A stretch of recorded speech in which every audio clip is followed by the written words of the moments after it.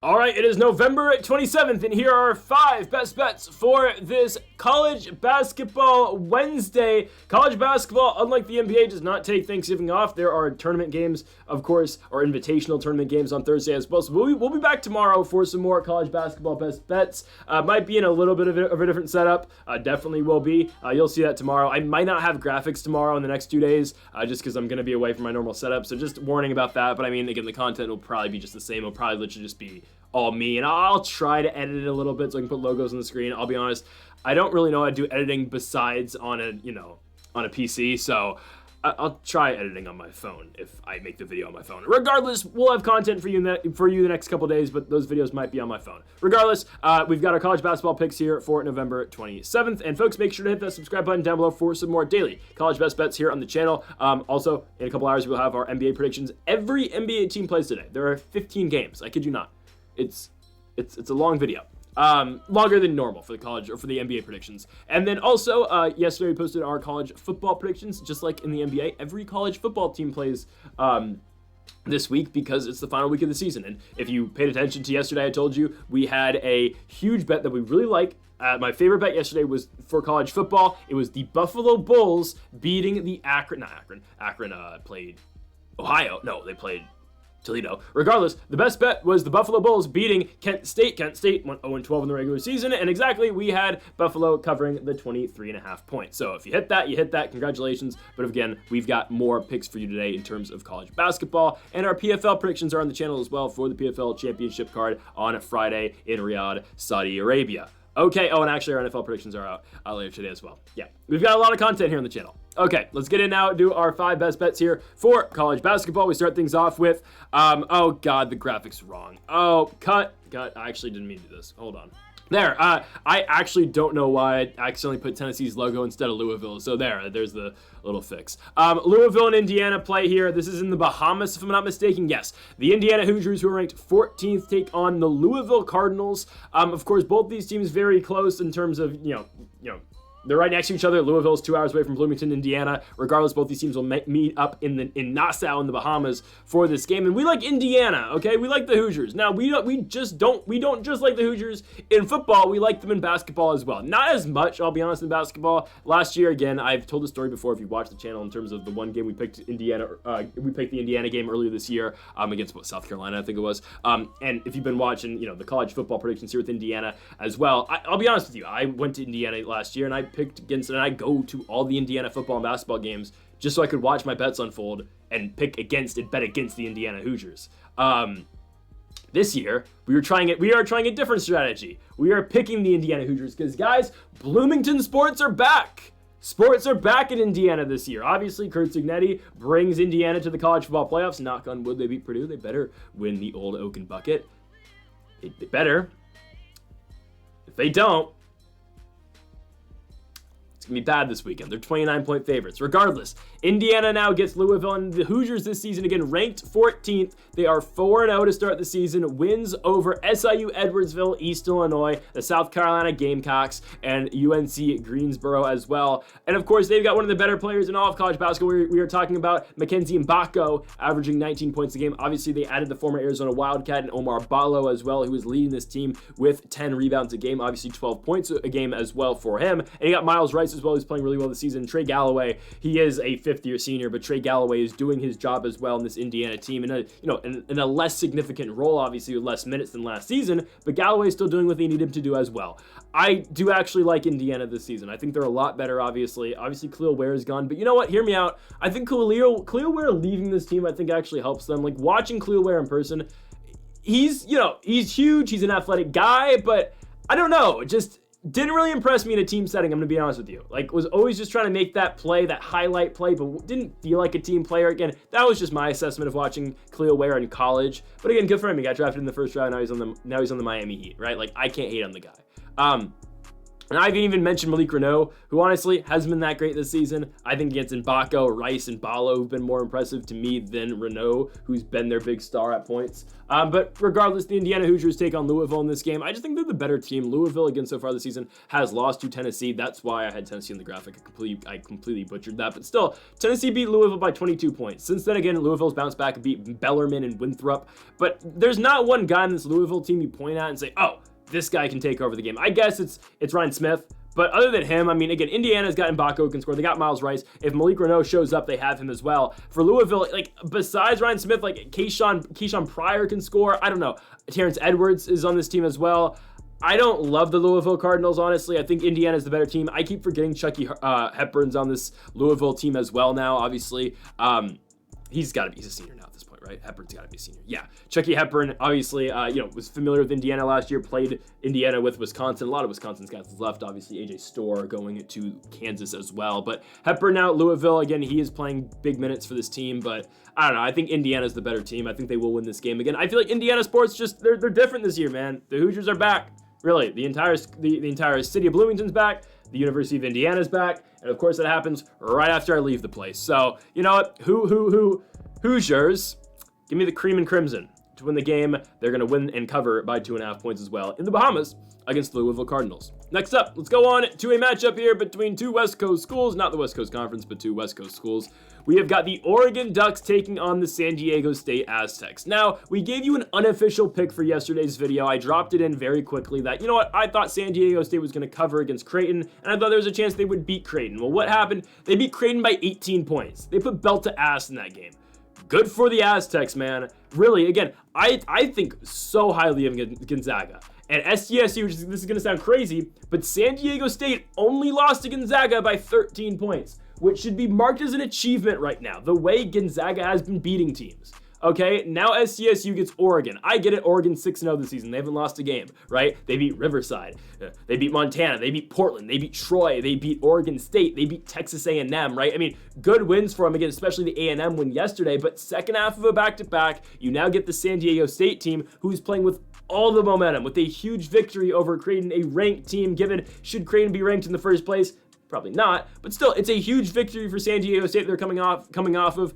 And they got guys who can score. BJ Davis, Nick Boyd, Miles Bird can put up shots as well. Again, Oregon's got guys. I'm not going to pretend that Oregon doesn't have, guys who are going to be able to put up the same amount of production that the San Diego State Stars are going to be able to as well. But again, I like San Diego State to upset Oregon. I think they do give Oregon their first loss of the season. We're getting plus 130 for the Aztecs and plus 2.5. Again, they were getting the same exact line basically yesterday against Creighton, and look what happened. They won the game by 18 points. Given, yes, do I think Oregon's slightly better than Creighton? Probably, but don't forget, again, Oregon's tough games that they played really close to the beginning of the season. The game that they should have lost the game against Portland. That was an all-time choke job by Portland in that game. Overtime, obviously, I think Oregon outscored them 10-0, but I don't know, Portland with an all-time collapse earlier this season. Oregon State collapsed against Oregon.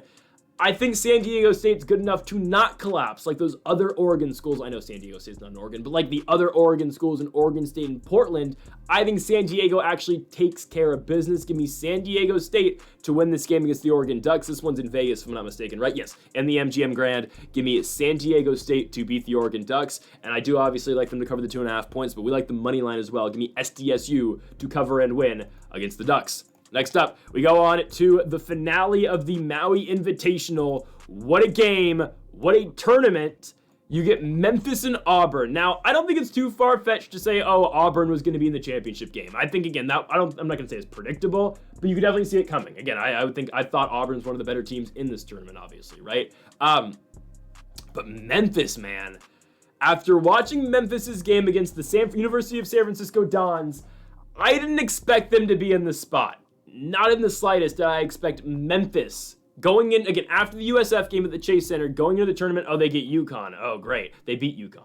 They beat Michigan State. I didn't think they were going to beat Michigan State, I'll be honest with you. And now here they are against Auburn. I think Memphis stays in this basketball game. I don't think they beat Auburn. Obviously, Auburn, I think right now, I think you'd be hard-pressed to pick, again, your top three teams in the country are pretty, obviously, I think, the Kansas Jayhawks, Gonzaga, and Auburn. I think those are the three top teams in the country right now. Where you'd rank them, personally, I think I'd go... Oh, that's rough, man. All three of these teams are playing really well right now.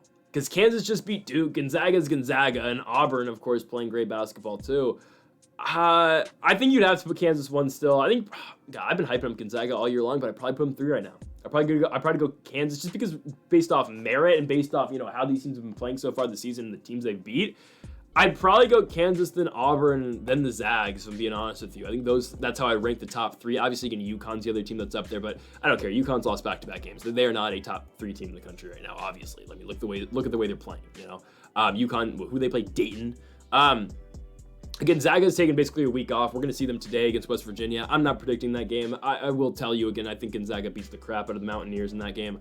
I would expect Gonzaga to completely roll them. But Auburn, of course, playing great basketball this season. They're led by Johnny Broome, who's averaging 21 points a game and 12 rebounds as well. The guy's an absolute monster. Of course, he's led their team in scoring their last 4 victories over Kent State, North Alabama, Iowa State, and North Carolina. I mean, again, these are huge victories for Auburn. These are great quality victories for Auburn as well. And they get Memphis in this game. But again, my thing with Memphis is, and I've been saying it for a little bit here in the tournament, I really think the Cinderella run comes to an end.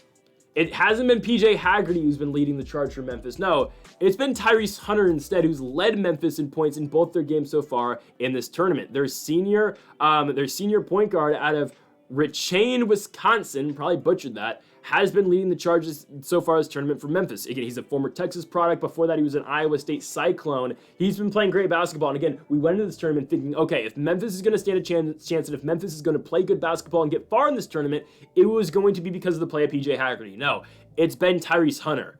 I don't think Tyrese Hunter's play, though, is going to be able to keep them, is going to be able to win them this tournament against Auburn. But I do think, again, the way Memphis has been playing and the way Hunter has been playing, and again, I would expect to see Haggerty still play well in this matchup as well, I think Memphis can stay in the game. And again, the way Memphis has been playing, you'd be hard-pressed to not pick Memphis plus 8.5. I'm not going to take them on the money line. I do like Auburn, but plus 8.5 for Memphis does feel all right. Give me the Tigers to cover. Oh, they're both the Tigers. Give me Memphis to cover. Give me Auburn to win the basketball game. Let's go on to our next one here. We go to North Carolina versus Michigan State. We stay in Maui. Now, the tournament final here in Maui between, of course, Memphis and Auburn is before this, consolation game between, I think this is what, the third place game? It's got to be. Yeah, UNC and Michigan State.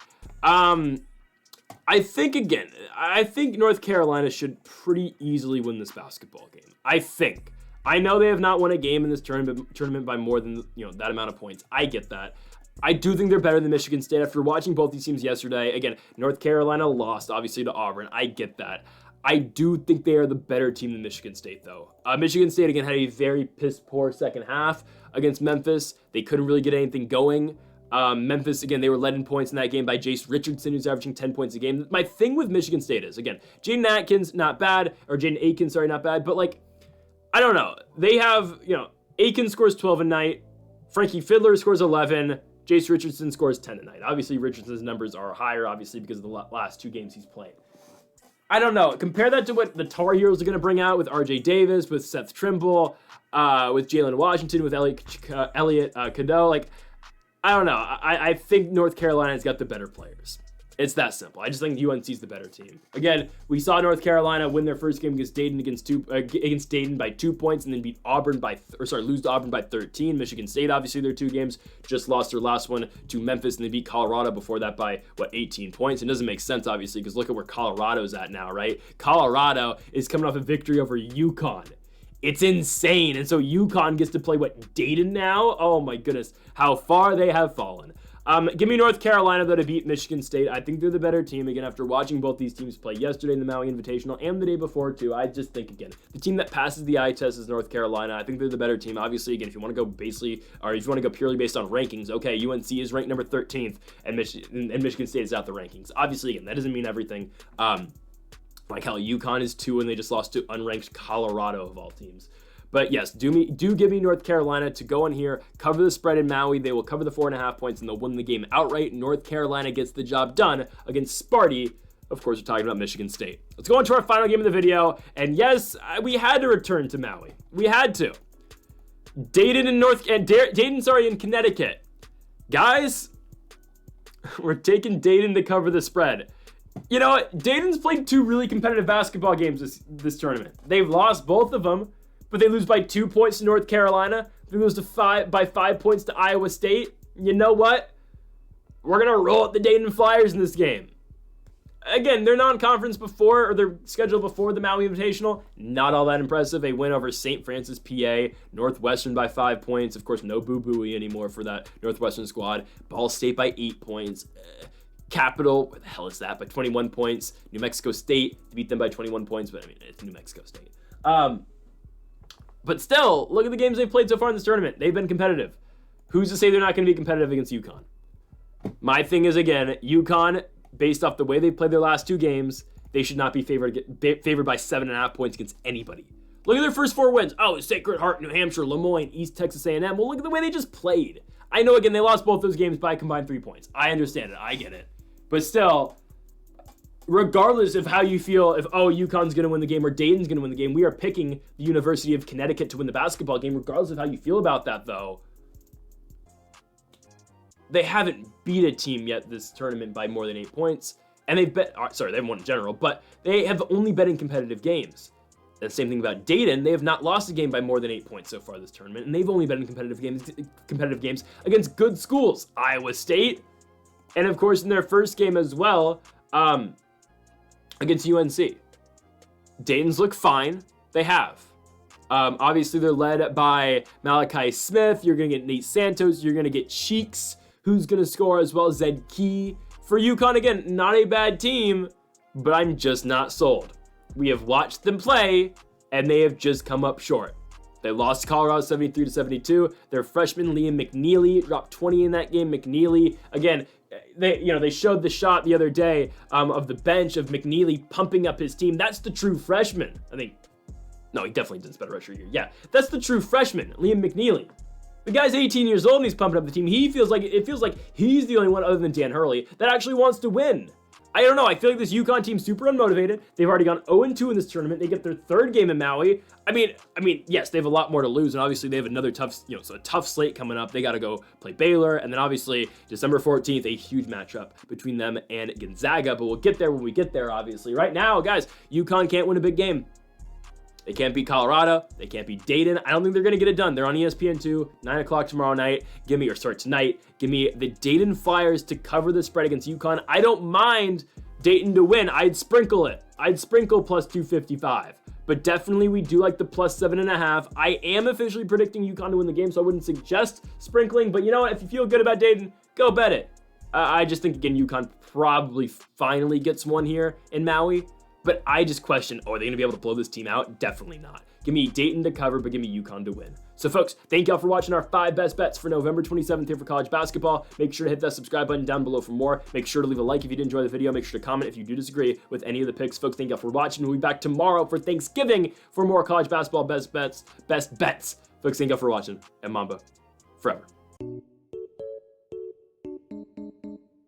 Good old Rocky Top down in the Tennessee hills. Wish that I was on old Rocky Top. Rocky Top, you'll always be home sweet home to me. Good old Rocky Top, Tennessee.